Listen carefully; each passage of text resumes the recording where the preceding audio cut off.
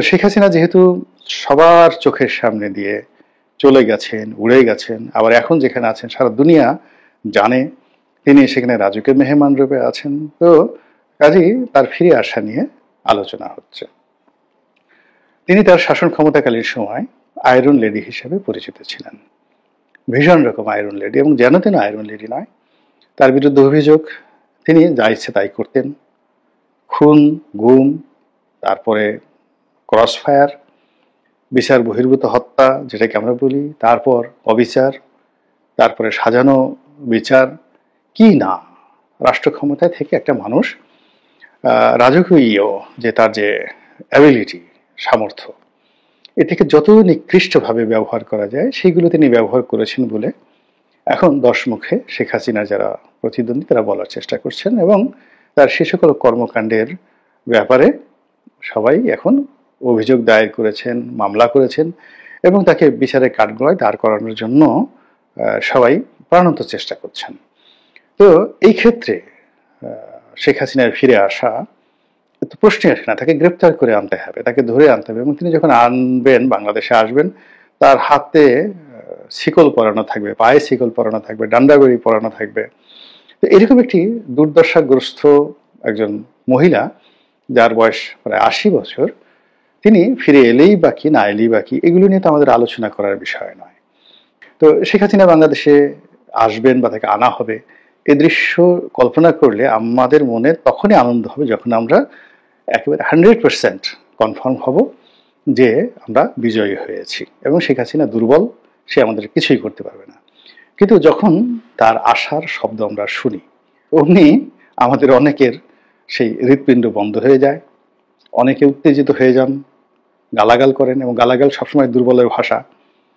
সাবেক প্রধানমন্ত্রী শেখ হাসিনা এখন ভারতে আছেন।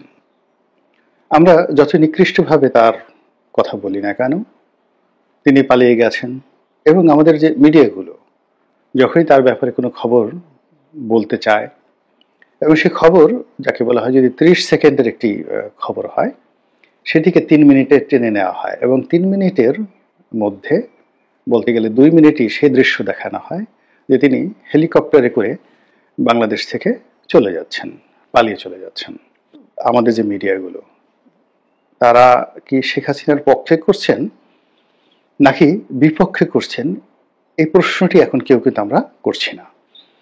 তার সেই যে উড়ে যাওয়ার, হেলিকপ্টারে করে উড়ে যাওয়ার যে দৃশ্য, এ দৃশ্য যতবার দেখানো হচ্ছে ততবারই কতগুলো প্রশ্ন সামনে চলে আসছে।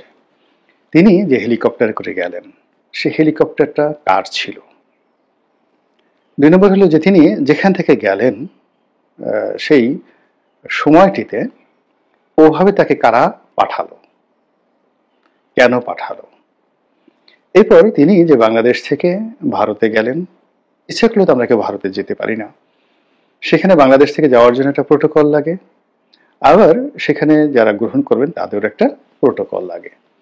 তো শেখ হাসিনার এই যে যাওয়া, ভারতে যাওয়া, এটা এমন নয় বা এটা সম্ভব নয় যে হঠাৎ করে তিনি তার মনে হলো যে আমি এখন ভারত চলে যাব, এটাও সম্ভব নয়। অথবা আমি এমন একটা অবস্থার মধ্যে পড়েছি, 1 মিনিটের মধ্যে আমাকে পালাতে হবে, এবং পালানো যে কথাটা, যখন মানুষ পালায় তখন একটা দিশেহারা হয়ে যায়, তার কোনো আশ্রয় থাকে না, এবং পালানোর জন্য কোনো টার্গেট থাকে না। তো শেখ হাসিনা যদি পালাতেন তাহলে তিনি লোকচক্ষুর অন্তরালে চলে যেতেন।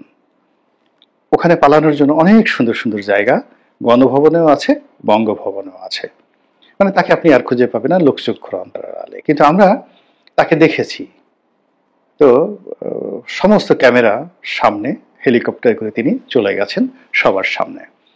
তিনি নিজে গেছেন অথবা তাকে বাধ্য করা হয়েছে চলে যাওয়ার জন্য, এরকম। কিন্তু তিনি পালিয়েছেন। পালানো বলতে তাকে গোপন জায়গা দিয়ে গোপনে যেতে হবে যেন কেউ তাকে বুঝতে না পারে। অর্থাৎ তিনি যদি সফল হন পালানোর ক্ষেত্রে, তো সেক্ষেত্রে তিনি নতুন করে উদিত না হওয়া পর্যন্ত কেউ তাকে দেখতে পাবেন না কিভাবে তিনি পালালেন, তাহলে পালানো এই শব্দটি প্রযোজ্য হবে না।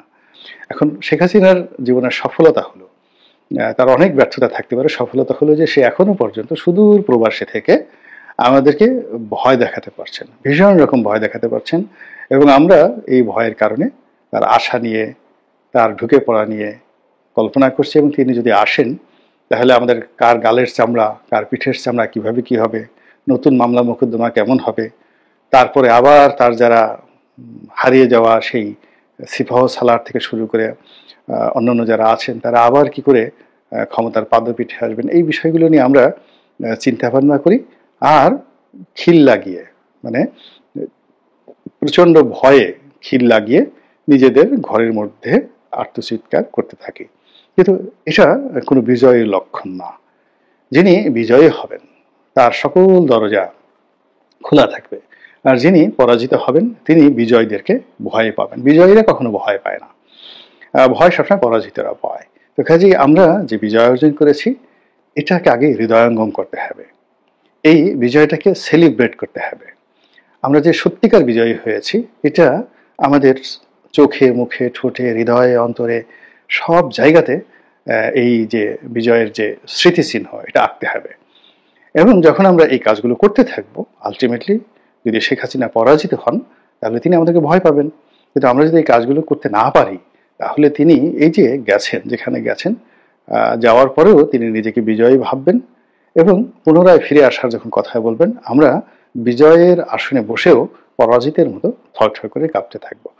আল্লাহ আমাদের সবাইকে হেদায়েত দান করুন এবং হেফাজত করুন। আসসালামু আলাইকুম ওয়া রাহমাতুল্লাহি ওয়া বারাকাতুহু।